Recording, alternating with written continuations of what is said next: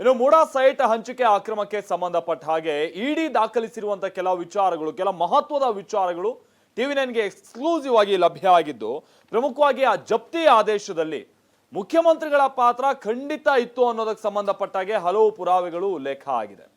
ಹಂತ ಹಂತವಾಗಿ ಹೇಗೆ ಮುಖ್ಯಮಂತ್ರಿಗಳು ತಮ್ಮ ಪರವಾಗಿ 14 ಸೈಟ್ಗಳನ್ನ ಪಡೆದುಕೊಳ್ಳುವಂತ ನಿಟ್ಟಿನಲ್ಲಿ ಪ್ರಯತ್ನ ಪಟ್ಟರು ಅನ್ನುವಂಥದ್ದು, ದಾಖಲೆಗಳನ್ನ ಹೇಗೆ ತಿರುಚಿದ್ರು ಅನ್ನುವಂಥದ್ದು ಕೂಡ, ಜೊತೆಗೆ ಹೇಗೆ ಈಗ ಅವರು ಸೈಟ್ಗಳನ್ನ ಕೊಟ್ಟಿರಬಹುದು, ಹೌದು ವಾಪಸ್, ಬಟ್ ಒಂದು ಅಕ್ರಮ ಎಸಗುವಂತ ನಿಟ್ಟಿನ ಒಂದು ಅಟೆಂಪ್ಟ್ ಹೇಗಾಗಿತ್ತು, ಒಂದು ಪ್ರಯತ್ನ ಹೇಗಾಗಿತ್ತು ಅನ್ನುವಂಥದ್ದನ್ನ ಇಡಿ ಜಪ್ತಿ ಆದೇಶದಲ್ಲಿ ಉಲ್ಲೇಖ ಮಾಡಿದೆ.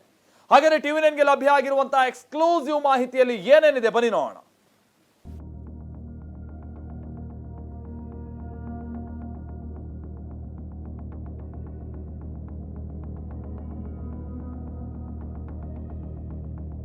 ಮೈಸೂರು ನಗರಾಭಿವೃದ್ಧಿ ಪ್ರಾಧಿಕಾರದಿಂದ ಅಕ್ರಮವಾಗಿ 14 ಸೈಟ್ ಪಡೆದ ಕೇಸ್ ಸಿಎಂ ಸಿದ್ದರಾಮಯ್ಯನವರಿಗೆ ಮತ್ತೆ ಸಂಕಷ್ಟ ತಂದೊಡ್ಡಿದೆ. ಜಾರಿ ನಿರ್ದೇಶನಾಲಯದ ಉಪನಿರ್ದೇಶಕರು ಹೊರಡಿಸಿರೋ ತಾತ್ಕಾಲಿಕ ಜಪ್ತಿ ಆದೇಶದ 23ನೇ ಪುಟದಲ್ಲಿ ಸಿದ್ದರಾಮಯ್ಯ ವಿರುದ್ಧ ಆರೋಪಿಸಲಾಗಿದೆ. ಪಿಎಂಎಲ್ಎ ಕಾಯ್ದೆ ಸೆಕ್ಷನ್ 3ರ ಅಡಿಯ ಅಕ್ರಮ ಹಣ ವರ್ಗಾವಣೆ ಯತ್ನದ ಆರೋಪದಲ್ಲಿ ಸಿದ್ದರಾಮಯ್ಯ, ಬಿಎಂ ಪಾರ್ವತಿ, ಮಲ್ಲಿಕಾರ್ಜುನ ಸ್ವಾಮಿ, ದೇವರಾಜು ಹೆಸರನ್ನ ಇಡಿ ಉಲ್ಲೇಖಿಸಿದೆ. ಮುಡಾ ಹಿಂದಿನ ಆಯುಕ್ತ ಡಿಬಿ ನಟೇಶ್, ಸಿಎಂ ಪತ್ನಿ ಪಾರ್ವತಿ, ಸಿಎಂ ಆಪ್ತ ಸಹಾಯಕರೆನ್ನಲಾದ ಸಿಟಿ ಕುಮಾರ್ ಪಾತ್ರವನ್ನ ಜಾರಿ ನಿರ್ದೇಶನಾಲಯ ಪ್ರಸ್ತಾಪಿಸಿದೆ. 14 ಸೈಟ್ಗಳ ಹಂಚಿಕೆಯಲ್ಲಿ ಅಕ್ರಮಗಳು ನಡೆದಿರೋದು ಹೇಗೆ ಅನ್ನೋದನ್ನ ಜಾರಿ ನಿರ್ದೇಶನಾಲಯ ತನ್ನ ತನಿಖಾ ವರದಿಯಲ್ಲಿ ಬಹಿರಂಗಪಡಿಸಿದೆ.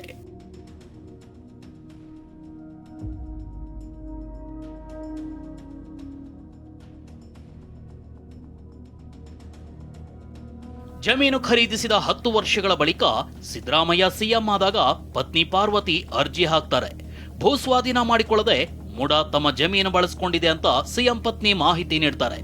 ಆದ್ರೆ ಆಗ ಜಮೀನು ಮುಡಾ ಸ್ವಾಧೀನದಲ್ಲೇ ಇತ್ತೇ ಹೊರತು ಇವರ ಸ್ವಾಧೀನದಲ್ಲಿರಲಿಲ್ಲ.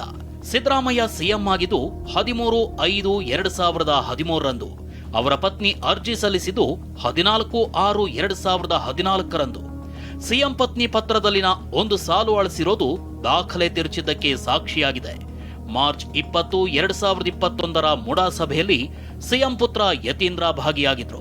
ಆದರೆ ಸಿದ್ದರಾಮಯ್ಯ ಪತ್ನಿಯವರ ಮನವಿ ಮೇರೆಗೆ ಸಭೆಯನ್ನ ಮುಂದೂಡಲಾಯಿತು. ಸಿದ್ದರಾಮಯ್ಯ ಪತ್ನಿಗೆ ಸೈಟ್ ಹಂಚಿಕೆಯ ಒಂದೇ ಉದ್ದೇಶದಿಂದ ಮುಡಾ ಸಭೆ ನಡೆದಿತ್ತು. ಈ ಅಂಶವನ್ನ ಮುಡಾ ಆಯುಕ್ತ ಡಿಬಿ ನಟೇಶ್ ಇಡಿ ಮುಂದಿನ ಹೇಳಿಕೆಯಲ್ಲಿ ತಿಳಿಸಿದ್ದಾರೆ.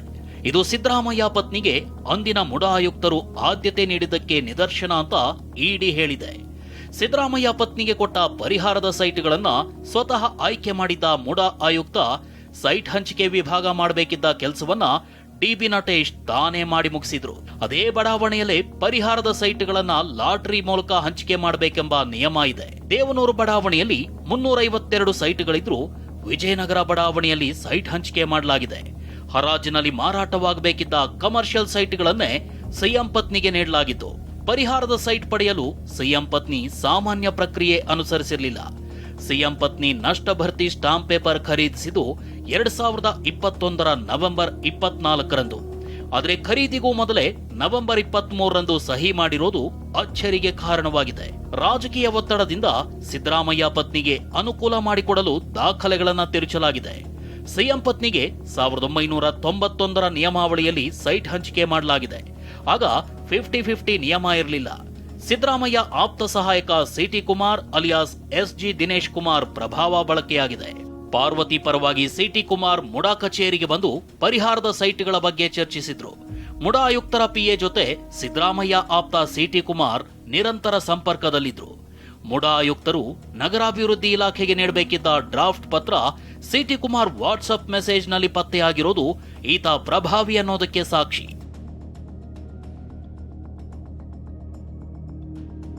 ಇದೆಲ್ಲವನ್ನು ಜಾರಿ ನಿರ್ದೇಶನಾಲಯ ತನ್ನ ವರದಿಯಲ್ಲಿ ಉಲ್ಲೇಖಿಸಿದೆ. ಇನ್ನು ಈ ಜಮೀನನ್ನ 3,24,700 ರೂಪಾಯಿ ಮೊತ್ತಕ್ಕೆ ಮುಡಾ ಸ್ವಾಧೀನಪಡಿಸಿಕೊಂಡಿದ್ರು ತಪ್ಪು ಮಾಹಿತಿ, ಪ್ರಭಾವ ಬೀರಿ ಕಾನೂನು ಬಾಹಿರವಾಗಿ ಡಿನೋಟಿಫಿಕೇಶನ್ ಮಾಡಲಾಗಿದೆ. ಬಿಎಂ ಮಲ್ಲಿಕಾರ್ಜುನ ಸ್ವಾಮಿ ಇದನ್ನ ಕೃಷಿ ಜಮೀನು ಅಂತ ಖರೀದಿಸಿದ್ದಾರೆ. ಅಷ್ಟರಲ್ಲಾಗಲೇ ಮುಡಾ ಇಲ್ಲಿ ಬಡಾವಣೆ ಅಭಿವೃದ್ಧಿ ಪಡಿಸಿತ್ತು, ನಿವೇಶನ ಹಂಚಿಕೆ ಮಾಡಿತು. ತಪ್ಪು ಸ್ಥಳ ಪರಿಶೀಲನೆ ವರದಿ ಆಧರಿಸಿ ಭೂಮಿ ಪರಿವರ್ತನೆ ಮಾಡಲಾಗಿದೆ. ರಾಜಕೀಯ ಪ್ರಭಾವ ಬಳಸಿ 56 ಕೋಟಿ ಮೌಲ್ಯದ ಸೈಟ್ಗಳನ್ನ ಪರಿಹಾರವಾಗಿ ಪಡೆದುಕೊಳ್ಳಲಾಗಿದೆ. ಜಾರಿ ನಿರ್ದೇಶನಾಲಯ PMLA ಅಡಿ ತನಿಖೆ ಆರಂಭಿಸಿದ ನಂತರ ಶ್ರೀಮತಿ BM ಪಾರ್ವತಿ 2024 ಅಕ್ಟೋಬರ್ 1ರಂದು ತಮ್ಮ 14 ಸೈಟುಗಳನ್ನು ಹಿಂದಿರುಗಿಸಿದ್ದಾರೆ. ಸೈಟ್ ಹಿಂತಿರುಗಿಸಿದ್ರು ಇದರಲ್ಲಿ ಅಕ್ರಮ ಹಣ ವರ್ಗಾವಣೆಯ ಯತ್ನ ನಡೆದಿರೋದು ಪತ್ತೆಯಾಗಿದೆ. ಸಿದ್ದರಾಮಯ್ಯ, BM ಪಾರ್ವತಿ, BM ಮಲ್ಲಿಕಾರ್ಜುನ ಸ್ವಾಮಿ, ಜೆ ದೇವರಾಜು, ಇತರೆ ಮುಡಾ ಅಧಿಕಾರಿಗಳು, ರಿಯಲ್ ಎಸ್ಟೇಟ್ ವ್ಯವಹಾರಸ್ಥರು, ಪ್ರಭಾವಿ ವ್ಯಕ್ತಿಗಳು ಇದರಲ್ಲಿ ಭಾಗಿಯಾಗಿದ್ದಾರೆ ಅಂತ ಇಡಿ ತನ್ನ ತಾತ್ಕಾಲಿಕ ಜಪ್ತಿ ಆದೇಶದಲ್ಲಿ ತಿಳಿಸಿದೆ. ಜಾರಿ ನಿರ್ದೇಶನಾಲಯದ ಈ ತನಿಖೆ ಸಿಎಂ ಸಿದ್ದರಾಮಯ್ಯ ಪಾಲಿಗೆ ಸಂಕಷ್ಟ ತಂದೊಡ್ಡಿದೆ. Bureau report, TV9.